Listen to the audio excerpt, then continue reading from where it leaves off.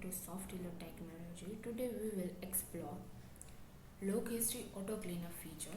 Click on Salesforce configuration. Here you can see one field, log rotation days.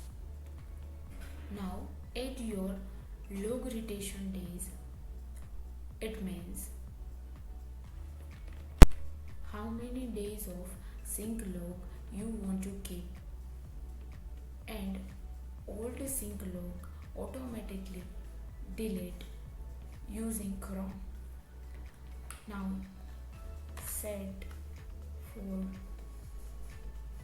0 now and go to the Chrome schedule action, click on run manually, and here you will see automatically delete log history based on this configuration. Thank you.